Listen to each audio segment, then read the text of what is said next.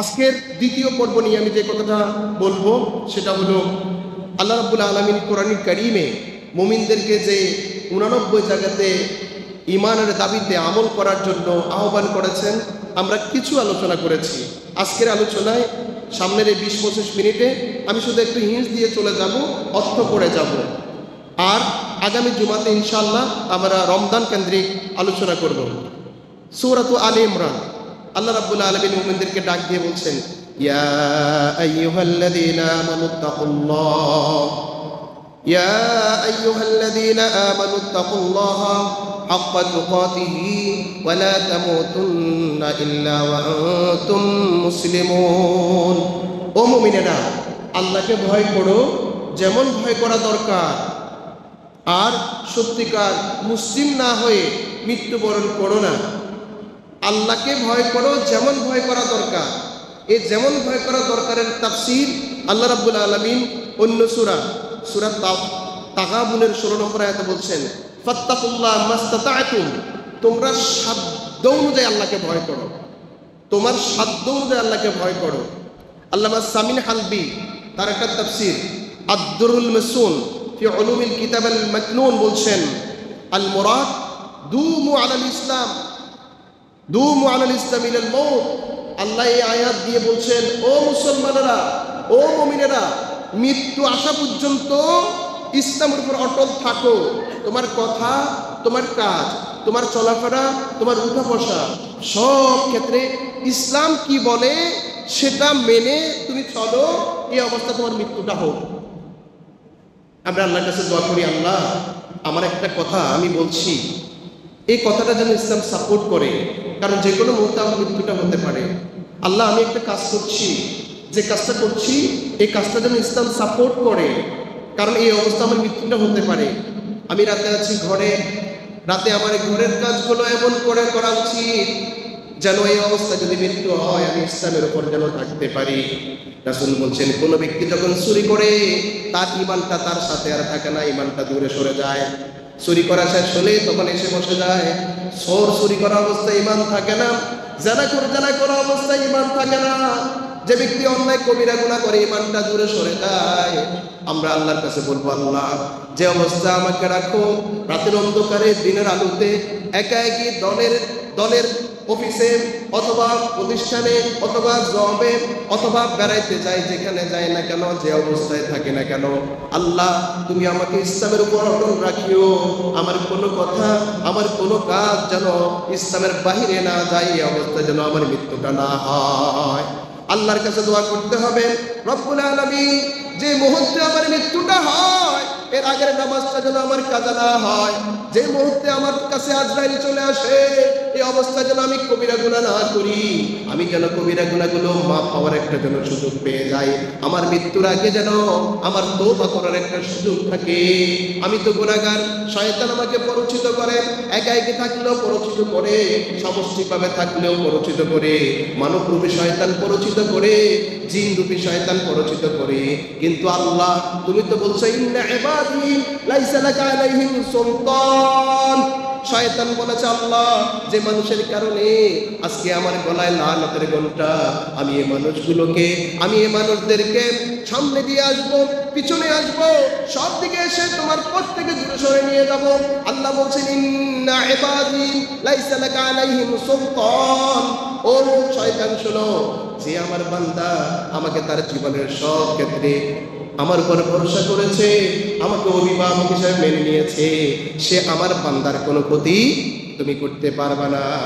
হাদিসে কুদসিতে আল্লাহ বলেছেন, রাসূল বলেছেন, বান্দা যখন আমার দিকে এক বিপদ আসে আমি বান্দার দিকে এক হাত আসি, বান্দা যখন আমার দিকে এক হাত আসে আমি বান্দার দিকে পুরো হাত আসি, বান্দা যখন আমার দিকে হেঁটে আসে, আমার দিকে হেঁটে আসে, আমি বান্দার দিকে দৌড়ায় আসি। সুবহানাল্লাহ। আপনি যখন আল্লাহর কাছে সাহায্য চাইবেন, চেষ্টা করবেন, শয়তানের সকল প্ররোচনা ভেস্তে যাবে। কারণ এটা কার ওয়াদা? কার ওয়াদা? আল্লাহর ওয়াদা। আমি আমার বান্দা যারা আমাকে অভিভাবক মনে করে, আমার উপর ভরসা করে, প্রত্যেকটা কাজ করার সময় ইসলামের দিকে তাকায়, শয়তান তাকে কখনো পরিচিত করতে পারবে না। আল্লাহ আমাদের তৌফিক দান করো, আমিন। দ্বিতীয় পরবর্তী আয়াত আল্লাহ রাব্বুল আলামিন ডাক দিয়ে বললেন, ইয়া আইয়ুহাল্লাযীনা আমানু, ও মুমিনেরা, ইন তুতি'ল্লাযীনা কাফারু ইয়ারুদ্দুকুম আলা আকাবিকুম, ও মুমিনেরা, তোমরা যদি তোমাদের জীবনের কোনো ক্ষেত্রে কাফিরদের অনুসরণ করো, বিয়ের ক্ষেত্রে, সমাজের ক্ষেত্রে, রাষ্ট্রের ক্ষেত্রে, ব্যবসার ক্ষেত্রে, ব্যক্তি জীবনের ক্ষেত্রে, কোনো ক্ষেত্রে যদি ইসলাম ছাড়া, মুসলিম ছাড়া কোনো কাফির, ইহুদি, খ্রিস্টান, মুজুসিম অথবা হিন্দু, বৌদ্ধ, খ্রিস্টান, অন্য কোনো ধর্মাবলম্বীদের যদি অনুসরণ করো, তাহলে তারা তোমাদেরকে পিছনের দিকে ফিরিয়ে দিবে, আল্লাহর পথ থেকে দূরে সরিয়ে তোমাদেরকে পিছনে ফিরিয়ে দিবে। ফাতানকালিবু খাসিরিন, তখন তোমরা ক্ষতিগ্রস্তদের অন্তর্ভুক্ত হয়ে যাবেন। আল্লাহ রাব্বুল আলামিনের এই আয়াত আল্লামা সাইয়্যিদ কুতুব এই আধুনিক যুগের সারা মুজাহিদ, শহীদ তাফসীরকারক ফি জালাল কোরআনের ভিতরে বলছেন, ইন্নাল মুমিনা ইয়াজিদ্দু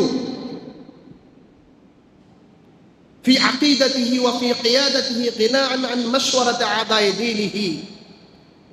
তিনি বলছেন এই আয়াতের ব্যাখ্যায়, একজন মুমিন যখন ঈমান আনে, তার আকীদার ক্ষেত্রে, তার অনুসরণের ক্ষেত্রে, গিনাআন আন মাশওয়ারাতি আদায়ে দীনিহি ওয়া আদায়ে কিয়াদাতিহি, দ্বীনের শত্রু যারা, ইসলামের শত্রু যারা, তাদের থেকে সম্পূর্ণ মুখাফিকিহীন হবে, তাদের প্রতি মুখাফিকি হবে না, ফিরে আসবে। কারণ কি? ফাইদা ইসতামা ইলা হাউলাই মাররাতান ফাকাদ সারা ফি তারিকিল ইতিদাদ আল আকাব।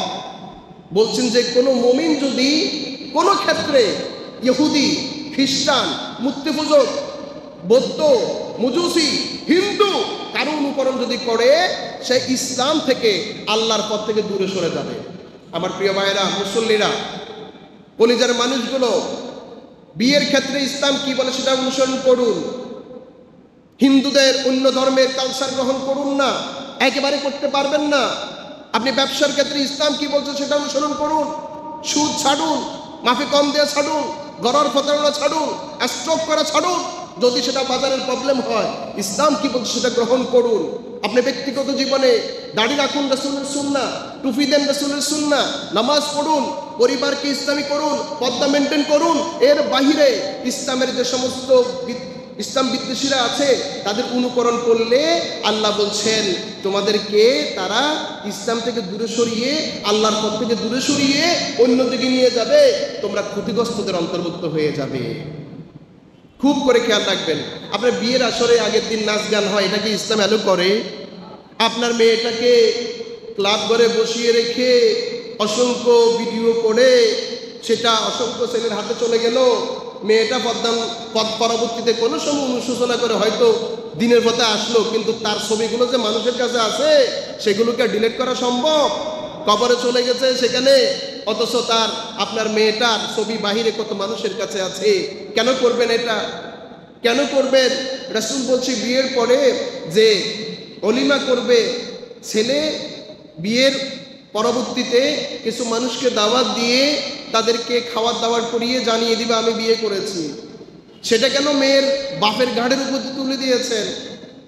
এবং অমুক ক্লাবও হইতে হবে, সব ইসলাম বিদ্বেষী, এগুলো নন মুসলিমদের কালচার। কেন গ্রহণ করবেন? দাড়ি রাখা মুসলমানের সুন্নাহ, ইসলামের সুন্নাহ, আম্বিয়া কেরামের সুন্নাহ। দাড়ি কাটেন কেন? এই একেবারে ছোট থেকে বড় করে সমাজ রাষ্ট্রে আল্লাহর আইন আছে, রাসূলের আইন আছে, রাসূলের তরিকা আছে, যে সমাজ পরিচালনার জন্য, রাষ্ট্র পরিচালনা করার জন্য আমার আল্লাহর বিধানটাকে আপনি বাদ দিয়ে মানব রচিত বিধান গ্রহণ করেছেন। আল্লাহ বলছেন তুমি পিছনে ফিরে যাচ্ছ, তুমি ঈমান থেকে দূরে গিয়ে কুফরের দিকে সরে যাচ্ছ। আল্লাহ আমাদের বুঝার তৌফিক দান করুন, আমিন। মুসলিম হয়ে কোন মুসলিম সমাজ রাষ্ট্রে আল্লাহর আইনের বাহিরে মানব রচিত কোনো আইন গ্রহণ করতে পারে না। খেয়াল রাখবেন, একেবারে খেয়াল রাখবেন। আল্লাহর বাণী সূরা আলে ইমরানের 149 নম্বর আয়াত। আল্লাহ রাব্বুল আলামিন বলেন, ইয়া আইয়ুহাল্লাযীনা আমানু লা তাকুলু আমওয়ালাকুম বাইনাকুম বিল বাতিল। ও মুমিনেরা যারা ঈমান এনেছো, জুলুম করবা না, অন্যায়ভাবে কারো সম্পদ ভক্ষণ করবা না। সাদাবাজি করে কারো সম্পদ ভক্ষণ করবা না, টেন্ডারবাজি করে কারো সম্পদ ভক্ষণ করবা না, জুলুম করে, ডাকাতি করে, চুরি করে, কমিশন খেয়ে, আইনের মায়ের পেছে আরেকজনের সম্পদ খেয়ে নিবা। তুমি মুমিন এটা করতে পারো না। তোমার কাছে সম্পদ যা আছে, তোমার কাছে টাকা যেটা আসবে, তুমি চিন্তা করবা এই টাকা হালাল কিনা, এই টাকা হালাল কিনা, এটা হালাল কিনা। আমি মুমিন, আমি জান্নাতে যেতে চাই, জাহান্নাম থেকে বাঁচতে চাই। আমার কাছে হারামি কোনো কিছু আসতে পারবে না, আমার শরীরে হারামি কোনো কিছু ডুববে না। আমার শরীরের রক্ত হালাল টাকার হইতে হবে, হালাল উপার্জনের হইতে হবে। সাদাবাজি, টেন্ডারবাজি, বিভিন্ন রকমের ঘুরাই গাড়ায় কমিশন খেয়ে টাকা উপার্জন করছো, আল্লাহ বলছেন না, মুমিন এটা করতে পারে না। এই জিনিসগুলো তারা বক্ষণ করছে, মানে জাহান্নামের আগুনের কয়লা বক্ষণ করছে। খুব খেয়াল করতে হবে। আপনি আপনাকে বাঁচানোর জন্য সাদাবাজি করবেন না। এক ভাই সেদিন বলছেন, মুরগি ঢুকে বাজারে, প্রত্যেক মুরগিতে 2 টাকা খায়, এখানে আরো বেশিও খেয়েছে চকবাজারে। হারাম। একজন গরিব মানুষ, আপনি সেখান থেকে টাকা নিচ্ছেন কতর উপরে। জাস্ট একটা আমি একেবারে ছোট একটা উদাহরণ দিলাম। একটা কদু বিক্রি করবে গরিব মানুষ, সেখান থেকে খাইতে হবে। ও তো গরিব, আপনি তাকে দিবেন আরো। কদুটার দাম কত? 40-50 টাকা দেন। অসহায় না হলে একটা ঘরের গাছের কদু আনি বিক্রি করতো না? 5টা মূলা তুলে এনে বিক্রি করছে 15 টাকা 20 টাকা, আপনি দিয়ে দেন 30-50। সেটা না করে সেখান থেকে আপনি কমিশন খাচ্ছেন। কত খবিস! আল্লাহ বলছেন মুমিন হলে টেন্ডারবাজি, সাদাবাজি এগুলো করবা না। রাস্তায় কাজ হচ্ছে, এই কাজ যদি 100 কোটি টাকার ভিতরে 100 কোটির মধ্যে 99 কোটি টাকা, 99 লাখ টাকা, 99,000 টাকা খরচ হয়েছে, মাত্র 1000 টাকা বেঁচেছে, ওই 1000 টাকা রাষ্ট্রীয় কোষাগারে ফেরত দিবা। হাজার কোটি টাকা বাহিরে পাচার করে দিয়েছে জালেমেরা, আল্লাহর আদালতে জবাবদিহি করতে হবে। হবে কি হবে না? ইয়া আইয়ুহাল্লাযীনা আমানু আতিউল্লাহা ওয়া আতিউর রাসূল ওয়া উলিল আমরি মিনকুম। ও মুমিনেরা, জীবনের সব ক্ষেত্রে আল্লাহর নির্দেশ পালন করো, রাসূলের নির্দেশ পালন করো, আর নির্দেশ পালন করো না তার নির্দেশ পালন করো লিডারের। কোন লিডার? মদ খাইয়া লিডার না, সাদাবাজ লিডার, বেনামাজি লিডার, হারামখোর লিডার, সন্ত্রাস লিডার। ওয়া উলিল আমর। উলিল আমর হলো রাষ্ট্রপ্রধান, উলিল আমর হলো উলামা। 2-3টা মত আছে এখানে। তারা কেন বলে যে নেতা আল্লাহর বিরুদ্ধে, রাসূলের বিরুদ্ধে অবস্থান নেয়, সে নেতার অনুসরণ করা যাবে না। নেতা বলছে মিটিং শেষ করি, আল্লাহ বলছে নামাজের টাইম আছে, নামাজ পড়ো, কার কথা শুনবো? অবশ্য আল্লাহ না, নেতাজি এতটুকু শেষ। আপনার নির্দেশের সামনে আল্লাহর নির্দেশ এসে গেছে। নেতা বলছে অমুকের মারো, কিল্লা মারতাম, আল্লাহ তো মারতে নিষেধ করছে। আপনার নির্দেশের বাহিরে আল্লাহর নির্দেশ এসে গেছে। মা বলেছে সুদ খাও, কিল্লা খাইতাম মা, আল্লাহ তো সুদ খেতে নিষেধ করছে, আপনার নির্দেশ আর পালন করা সম্ভব নয়।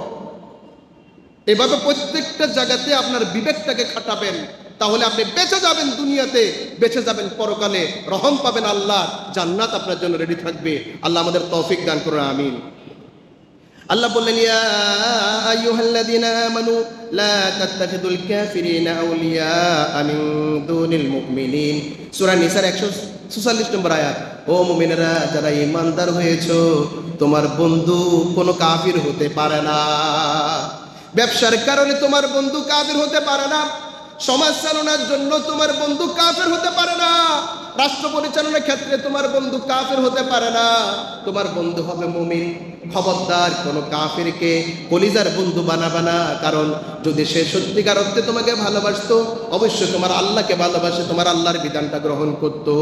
যদি সে তোমাকে ভালোবাসতো, তাহলে তোমার রাসূলের বিধান, তোমার রাসূলের তরিকা সে গ্রহণ করত। যে লোকটা আল্লাহকে গ্রহণ করতে রাজি নয়, যে লোকটা রাসূলকে গ্রহণ করতে রাজি নয়, যে লোকটা ইসলামের বিধান মানতে রাজি নয়, তাকে কলিজার মানুষ হিসেবে তুমি গ্রহণ করতে পারবা না। আমরা বহু মানুষকে দেখেছি রাজনীতির কারণে, ক্ষমতার কারণে তারা এমন কাউকে বন্ধু হিসেবে গ্রহণ করে যারা আল্লাহর বিরুদ্ধে কথা বলে, বহু নাস্তিককে বন্ধু হিসেবে তারা গ্রহণ করে নিয়েছে। কোন নাস্তিককে বন্ধু হিসেবে কোনো মুমিন গ্রহণ করতে পারে না, কোন কাফিরকে মুমিন বন্ধু হিসেবে গ্রহণ করতে পারে না, কখনোই পারে না। বরং সমাজ চলার জন্য, সমাজে পরিচালনার জন্য, সমাজ পরিচালনা করার জন্য কাফির বেদিনের সাথে চলাফেরা করা হবে, মুআমালা হবে, বেচা বিক্রি, ক্রেতা বিক্রেতা, এটা হতে কোনো অসুবিধা নাই, কথাবার্তা বলতে কোনো অসুবিধা নাই, বিচার ব্যবস্থা করতে কোনো অসুবিধা নেই। উত্তম বিচার করবে, পক্ষপাত অবলম্বন করবে না। কিন্তু কলিজার বন্ধু গ্রহণ করবে মুমিন, কেবলমাত্র মুমিনকে। মুমিন কোনো কাফিরকে বন্ধু হিসেবে গ্রহণ করতে পারে না। তোমাকে ক্ষমতা দিয়ে দেব, তোমাকে ক্ষমতা এনে দেব, তুমি আমাকে ক্ষমতা নয়, আমার যা তোমার পৃথিবী দিয়ে দিলেও আমার আল্লাহ নিষেধ করছেন তোমাকে কলিজার বন্ধু হিসেবে গ্রহণ করতে। আমি তোমাকে বন্ধু হিসেবে গ্রহণ করতে পারি না। আমি তোমাকে যদি কলিজার বন্ধু হিসেবে, একবারে বোজন প্যান্ট হিসেবে আমি তোমাকে যদি গ্রহণ করি, আমার আল্লাহর নির্দেশটা অমান্য হবে। আমি মুমিন হিসেবে সেটা পারি না। তো আমার সাথে ব্যবসা বাণিজ্য হবে, মুআমালা হবে, উঠা বসা হবে, সব কিছু হবে, আমার দ্বারা তোমার কোনো ক্ষতি হবে না, আমি তোমার কোনো ক্ষতি করব না। আমার সাথে কর্ডিয়াল বন্ধু হইতে হলে ঈমানটা লাগবে। আল্লাহ আমাদের বোঝার তৌফিক দান করুন।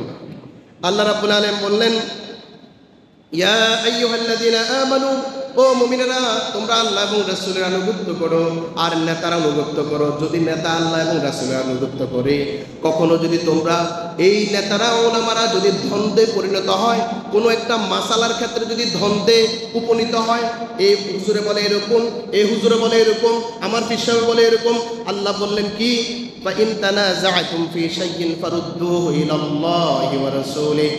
তোমরা যখন দেখবা আলেমেরা দ্বন্দ্ব লাগিয়েছে, নেতারা দ্বন্দ্ব লাগিয়েছে, কোনটা সমাধান দিবে, তোমরা তখন কোরআন কি বলে, আমার রাসূলের সুন্নাহ কি বলে, তোমরা সেদিকে ফিরবা। ওই আলেমের কথা ধরার কোনো দরকার নাই। বলে তাবিজ দেয়া জায়েজ, বলে তাবিজ দেয়া হারাম, দুই দিকে জগটা বেজে গেছে। আর রাসূল বলছেন, মান আল্লাকা তামিমাতান ফাকাদ আশরাকা, যে ব্যক্তি তাবিজ ঝুলাইলো, মনে করলো তাবিজ তার পরিবর্তন এনে দিতে পারে, সে শিরিক করেছে। সুতরাং আমি তাবিজ গ্রহণ করতে পারি না। জীবনের সব ক্ষেত্রে দ্বন্দ্ব যখন বেঁধে যায়, কোনো যুক্তি সেখানে চলবে না। আল্লাহর কোরআনকে আমাদের সে মানদণ্ড হিসেবে গ্রহণ করতে হবে, রাসূলের সুন্নাহকে মানদণ্ড হিসেবে গ্রহণ করতে হবে। আল্লাহর কোরআনের সামনে, রাসূলের সুন্নাহর সামনে পৃথিবীর কারো কোনো মত পথ আমরা গ্রহণ করতে পারি না। আল্লাহ রাব্বুল আলামিন বললেন, ইয়া আইয়ুহাল্লাযীনা আমানু কুনু কাওয়ামিনা লিল্লাহি শুহাদা বিল কিসত। ও মুমিনেরা, তোমরা যারা ঈমান দাবি করো, তোমরা অবশ্যই ন্যায় বিচার করবা, ন্যায়ের মানদণ্ড প্রতিষ্ঠা করবা। এরপরে এই যে অংশটা, এটা খুবই জরুরি। ওয়ালা ইয়াজরিমান্নাকুম শানাআনু কওম আলা আল্লা তা'দিলু। কোনো ব্যক্তির সাথে তোমার দ্বন্দ্ব আছে, কোনো দলের সাথে তোমার দ্বন্দ্ব আছে, এই দ্বন্দ্বের কারণে, এই মতভেদের কারণে বিচার করার সময় কোনো অবস্থাতে ন্যায় বিচার থেকে তুমি কোনোভাবে পিছপা হবে না। খবরদার, এই কথাটা বারবার মাথায় ঢুকাবেন। গত আমলে যারা অন্যায় করেছে, তাদের এই অন্যায়গুলোকে আপনি সঠিক বিচার করবেন। আপনি তাকে দেখতে পারেন না, ঘৃণা করেন বিদায় বিচারের ক্ষেত্রে সে 10টা বাড়ি পাওয়ার দরকার, আপনি 11টা দিতে পারবেন না। কার নির্দেশ? আল্লাহর নির্দেশ। খবরদার, আপনি আপনার কোনো একটা ব্যক্তিকে খারাপ লাগে, ঝগড়া হয়েছে, আপনি এখন বিচারক, আপনি এখন আপনার খারাপ লাগার কারণে ওই লোকের বিরুদ্ধে আপনি রায় দিয়ে দিয়েছেন। ঘটনায় শাহবাগের সেই রাস্তায় দাঁড়িয়ে সেখানে ঘোষণা হয়ে যাচ্ছে বিচার, সুপ্রিম কোর্টের আইনের বিচার, ঠিক কিনা বলেন? বিচার তো বিচারের জায়গায় হবে, শাহবাগের জায়গায় দাঁড়িয়ে কেন আলেম ওলামাদেরকে ফাঁসি দেওয়ার জন্য তার স্লোগান দেয়? মনে রাখতে হবে, বিচার তার সুষ্ঠু নীতিতে চলবে। কোনো মিছিল মিটিং দিয়ে কোনোভাবে আপনি অন্যায়ভাবে করতে পারেন না, কখনো না। আমরা চোখ অন্ধ রাখবো কেন? আমাদের তো চোখ উন্মুক্ত, খোলা। আপনাকে মনে রাখতে হবে, কোনো লোক অন্যায় করলে অবশ্যই বিচার পাবে, অবশ্যই তার পানিশমেন্ট হবে। কিন্তু আমি তাকে পছন্দ করি না বিদায় তার উপর চাপিয়ে দিব, মুমিন হলে সেটা পারবেন না, কখনোই পারবেন না।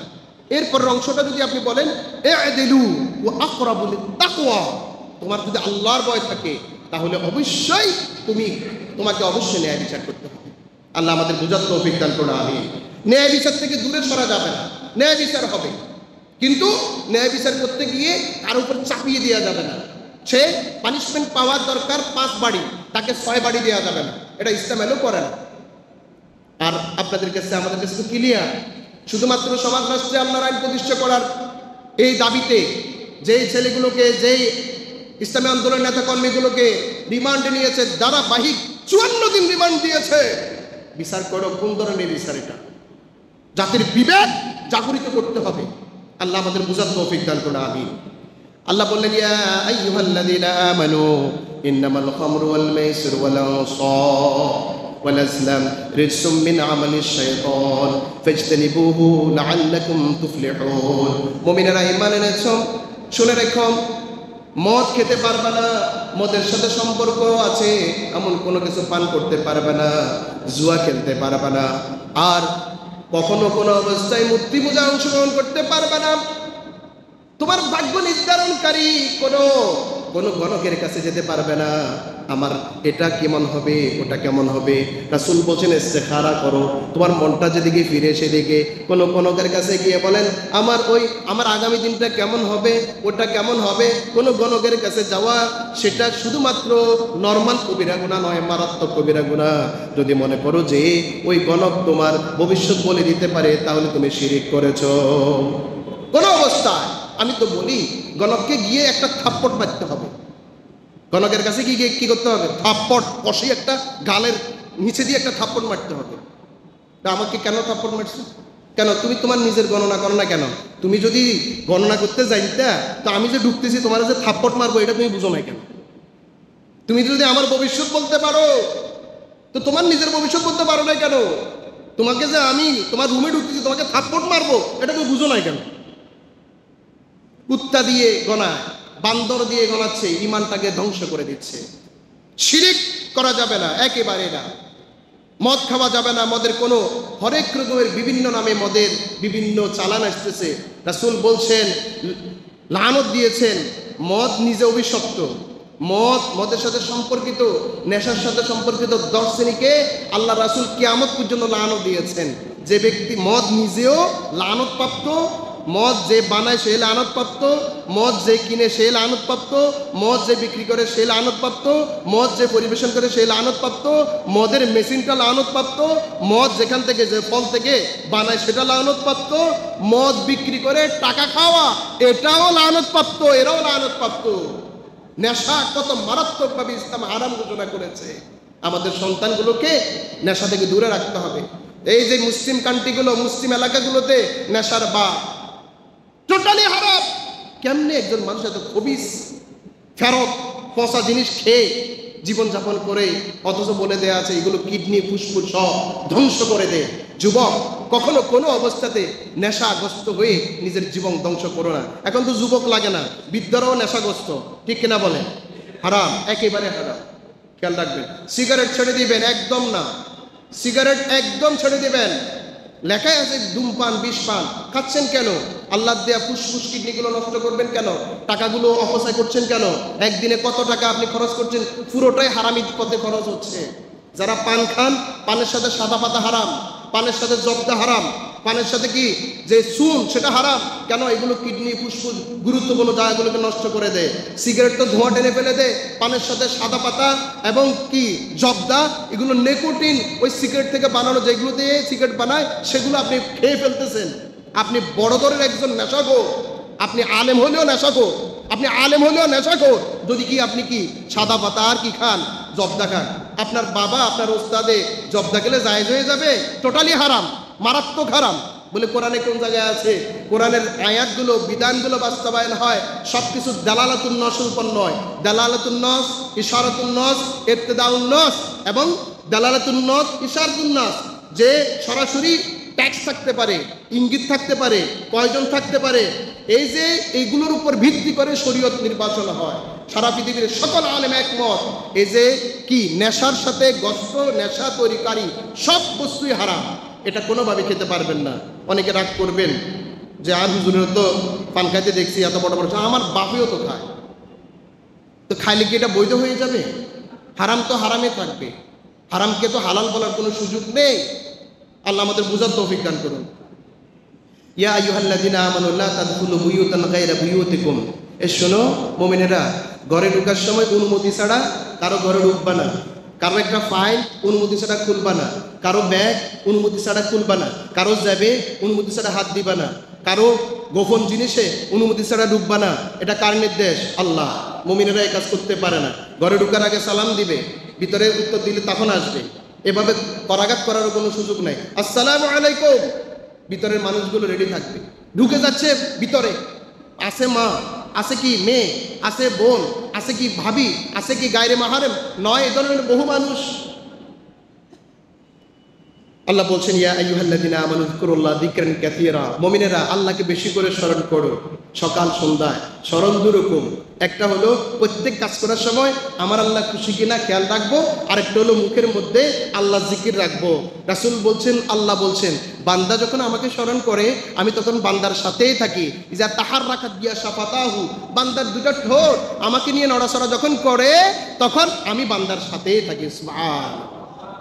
আল্লাহ বলেন ইয়া আইয়ুহাল্লাযিনা আমানু ইন জাআকুম ফাসিকুম বিনাবাইন ফাতাবায়ানু, মুমিনেরা এই শোনো, ও মুমিন শোনো, তোমার কাছে কেউ কোনো একটা মুমিনের ব্যাপারে কথা নিয়ে আসছে, বিশ্বাস করিও না যতক্ষণ না তুমি যাচাই বাছাই না করো। ওয়া হুজুরে এটা করছে, হ্যাঁ এটা কেমনে করলো, এটা তো হয়ে গেছে। আর আপনি যাচাই করেছেন? আপনি যাচাই না করলে আপনি ফাসেক। আপনাকে ইসলাম বলছে কারো কোনো কথা শুনলে যাচাই করেন, যাচাই করার পরে তারপরে আপনি সিদ্ধান্ত উপনীত হন। অনেকগুলো ব্যাখ্যা আছে। আল্লাহ বললেন ইয়া আইয়ুহাল্লাযিনা আমানু ইজতানিবু কাসীরাম মিনাজ যন, সন্দেহ করা থেকে মুমিনেরা দূরে থাকো। খবরদার সন্দেহ করিও না, তোমাকে খেয়াল রাখতে হবে তোমার সন্দেহটা মিথ্যা হতে পারে। আর ওয়ালা ইয়াগতাব বা'দুকুম, খবরদার তোমরা তোমাদের কেউ কারো গীবত করবা না, গীবত করবা না ও মুমিন, কারো গীবত করবা না। আল্লাহ বললেন ইয়া আইয়ুহাল্লাযিনা আমানু তাকুল্লাহ ওয়াল তানজুর নাফসুম মা কদ্দামাত লিগাদ, ও মুমিনেরা আল্লাহকে ভয় করো, তোমার আগামী দিনের জন্য কিছু পেশ করো। তুমি মারা যাবে, তোমার কবর, তোমার হাসর, তোমার ফুলসেরা, তোমার জান্নাতের জন্য কিছু রেডি করো। তুমি টাকা পয়সা কামাচ্ছ, এই টাকা পয়সা তোমার সাথে যাবে না, বরং কিছু আমল রেডি করো। মসজিদ নির্মাণ করো, মসজিদে দান করো, এতিমখানা, তারপর সালাত, সওম, হজ, যাকাত, জিকির আজকার ইবাদত করো। একটা ফান্ড তৈরি করো, তোমার পরবর্তী লাইফে যখন তুমি কোনো আমল করতে পারবা না, সে ফান্ডগুলো তোমার জন্য যেন বেনিফিট হয়। খবরদার খেয়াল করো, চিন্তা করো তোমার ভবিষ্যতের জন্য কিছু তুমি রেডি করছো কিনা। আল্লাহ বললেন ইয়া আইয়ুহাল্লাযিনা আমানু লা তাত্তাখিযু আদুওয়ি ওয়া আদুওয়াকুম আউলিয়া, আদুওয়াকুম আউলিয়া, আমার শত্রু কাফের, তোমার শত্রু কাফের, তাদেরকে বন্ধু হিসেবে গ্রহণ করো না। আল্লাহ বললেন ইয়া আইয়ুহাল্লাযিনা আমানু ইযা নুদিয়া লিস-সালাতি মিন ইয়াউমিল জুমআ, জুমার দিনে আজান যখন হয় কাজ ব্যবসা বাণিজ্য সব স্টপ করে দাও, মসজিদে দৌড়াও। আর মুফাসসির কেরাম বলছেন শুধু জুমা নয়, আজান দেওয়ার পর প্রতি ওয়াক্ত নামাজের পরে একামতের আগে মসজিদে চলে আসবে, দোকানগুলো বন্ধ করে দিয়ে। আমার মুসল্লিরা, ব্যবসায়ীরা, আপনার ব্যবসা স্টপ হয়ে যাবে জোহরের সালাতের আগে, আসরের সালাতের আগে, মাগরিবের সালাতের আগে। ও মুমিন মুসলমান, আপনি মুমিন, আল্লাহ বলছেন মুমিন রে, তুমি তো মুমিন হয়েছো, জান্নাতে যাবে। তোমার যে সমস্ত কাজ তার ভিতরে একটা আছে, মুয়াজ্জিন যখন বলে হাইয়া আলাস সালাহ, এটা বলার সাথে সাথে তুমি এবার প্রস্তুতি শুরু করো নামাজের দিকে আসার জন্য। ফাইজা কুদিয়াল, আল্লাহ বলছেন ফাইজা কুদিয়াতিস সালাত ফান্তাশিরু ফিল আরদ, নামাজ শেষ, যাও চলে যাও, এবার তোমার ব্যবসাতে যাও, চাকরিতে যাও, তোমার কাজে ছড়িয়ে পড়ো, সেখান থেকে কিছু রিজিক তুমি তালাশ করো। কিন্তু তার আগে তুমি নামাজটা পড়ে নাও। নামাজ পড়া নয়, নামাজ আগে, কাজ পরে। আল্লাহ আমাদের বুঝার তৌফিক দান করুন। আল্লাহ বললেন ইয়া আইয়ুহাল্লাযিনা আমানু লা তুলহিকুম আমওয়ালুকুম ওয়ালা আওলাদুকুম, ও মুমিনেরা তোমাদের ধনসম্পদ, তোমাদের ছেলে মেয়ে তোমাদেরকে আল্লাহর শরণ থেকে যেন দূরে সরায় না আনে। ছেলে মেয়ে নিয়ে গল্প করছো, ব্যবসা বাণিজ্য করছো, চাকরি বাকরি করছো, করতে গিয়ে আল্লাহর নির্দেশ থেকে দূরে সরতে পারবা না। ব্যবসা বাণিজ্য নিয়ে আসো, আল্লাহ শরণ থেকে দূরে থাকতে পারবে না, হারাম নিতে পারবে না, খবরদার। আল্লাহ বলেন ইয়া আইয়ুহাল্লাযিনা আমানু কু আনফুসাকুম ওয়া আহলিকুম নারা, ও মুমিনেরা নিজেদেরকে নিজেরা জাহান্নামের আগুন থেকে বাঁচাও, হারাম থেকে বেঁচে থেকে, আর পরিবারকে জাহান্নামের আগুন থেকে বাঁচাও। তোমার পরিবার নামাজ পড়ে না, জাহান্নামের ভিতরে আছে। তোমার পরিবার হারাম ইনকাম করে, জাহান্নামের ভিতরে আছে। তোমার পরিবার পর্দা মেইনটেইন করে না, জাহান্নামের ভিতরে আছে। তোমার পরিবার আল্লাহ রাসূলের বিরুদ্ধে অবস্থান নিয়েছে, তোমার পরিবার জাহান্নামের ভিতরে আছে। তাদেরকে জাহান্নামের আগুন থেকে বাঁচাও, আল্লাহর পথে আসো। সর্বশেষ 89 নম্বর প্লেসে এসে আল্লাহ বলেন ইয়া আইয়ুহাল্লাযীনা আমানু তুবু ইলাল্লাহি তাওবাতান নাসুহা। মুমিনেরা, 88 জায়গাতে অনেক কথা বলেছি তোমাদেরকে, নামাজ পড়ো, রোজা রাখো, হজ করো, যাকাত দাও, মিথ্যা বলো না, হারাম ছেড়ে দাও, আর কাফেরদেরকে বন্ধু হিসেবে গ্রহণ করো না। অনেকগুলো বিধান বলেছি। তোমরা যদি কোনো ক্ষেত্রে ত্রুটি বিচ্যুতি করো না পারো, তাহলে আল্লাহর কাছে তওবা করো, তাওবাতান নাসুহা। রব্বুল আলামিন আমাকে বলেছেন সকাল সন্ধ্যা রাতে আর দিনে তোমার ইবাদত করার জন্য। আমার শরীর, আমার মন, আমার ইনকাম সবকিছু তোমার নির্দেশ মোতাবেক, তোমার হাবিবের তরিকা মোতাবেক করার কথা। আল্লাহ রে, আমি পারি নাই। রব্বুল আলামিন দয়া করে মেহেরবানি করে মাফ করে দাও। পড়ন্ত বিকেলে এই পৃথিবী ছেড়ে আমাকে যেতে হবে। আমার স্ত্রী আমার সাথে যাবে না, আমার ছেলে মেয়ে আমার সাথে যাবে না, আমার দল নেতা, আমার কর্মী কেউ আমার সাথে যাবে না। তোমাকে নিয়ে আমাকে থাকতে হবে আমার কবরে, আমার হাসরে, আমার ফুলসিরাতে। তোমার রহমত লাগবে। মাহবুদ, আমাকে মাফ করে দাও। আমাকে মানুষ বানিয়েছো, মুহাম্মদ রাসূলুল্লাহ সাল্লাল্লাহু আলাইহি ওয়াসাল্লামের উম্মত বানিয়েছো। আমাকে গরু বানাও নাই, ছাগল বানাও নাই। আমার তো হিসাব হবে, আমি অক্ষম। মাহবুদ, আমাকে মাফ করে দাও। আল্লাহ বললেন, লা তাকনাতু মির রাহমাতিল্লাহ, ইন্নাল্লাহ ইয়াগফিরুল জামিআ, ইন্নাল্লাহ ইয়াগফিরুয যুনুবা জামিআ। আল্লাহর রহমত থেকে দূরে যাইও না। আল্লাহর কাছে তওবা করলে আল্লাহ তোমার জীবনের সব গুনাহ মাফ করে দেবে। পারবো কিনা ইনশাআল্লাহ? পারবো কিনা ইনশাআল্লাহ? তওবা করতে পারবো না?